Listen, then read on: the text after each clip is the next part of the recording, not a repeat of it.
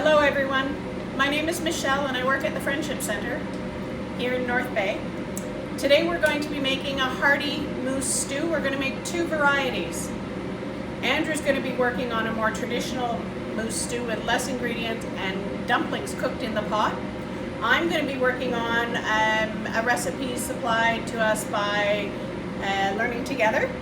So here is the recipe. We'll make sure everyone can get a copy online. We've laid out some ingredients that we're going to need, including a cutting board, a nice sharp knife, your mousse in a container that's going to catch any drippings because as it thaws it's going to be a little bit messy, a nice big pot, your vegetables. I've added one ingredient to the recipe, which is a green pepper. When I cook with wild meat, I always add a green pepper. It just seems to make the taste a little bit nicer. Simple ingredients. When you're cutting up your moose meat, you want to make sure you get off any little membranes that will be tough. They will cook up over time, but it's easier to get it off now.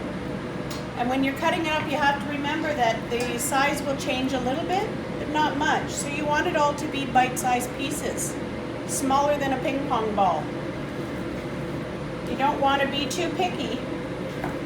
And every piece is similar size. You look in here, it's all about the same size.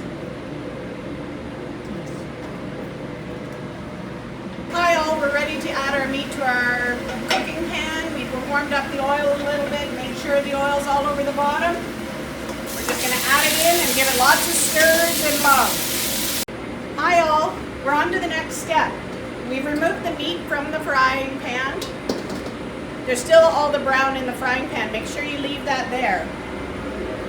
And next to it, we're going to add celery, onion, and peppers. I've chopped them up in nice big pieces.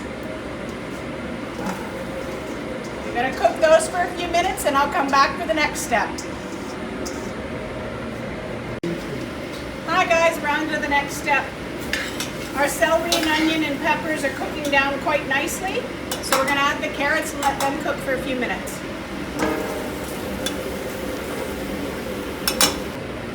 Hi all. So we're ready for our next step, which is putting everything together. We're going to add our meat back in our pot. We're going to add our broth, which comes for us, it's coming this way, which are little cups, and you add water to it and it becomes your broth. So once it's all put together, I'll show you what it looks like. Hi all, we're back to one of the final steps. Now we need to season our stew. It's asking in our recipe for one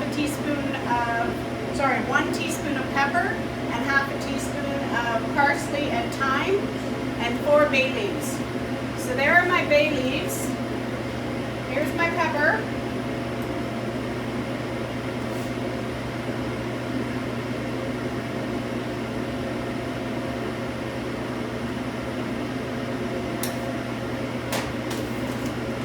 We have our parsley and we have our thyme. And it's not open yet. There we go.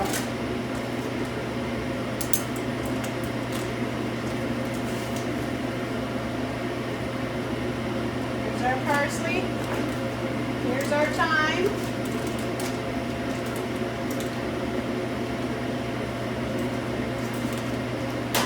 The last thing is some frozen vegetables. Now we're just going to keep stirring it and let it stew for about 2 hours, maybe even 3. We'll see what it looks like at 2 hours.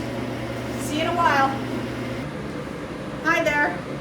We're pretty much all done with our stew now. I'm packaging it up and it looks like I'm going to get 6 servings out of this one. We pretty much doubled the recipe, so remember the adjustments I made where I added a green pepper and we used the broth cup instead of the broth carton. Either one will do. It looks and smells delicious. So thanks again for watching. Bye.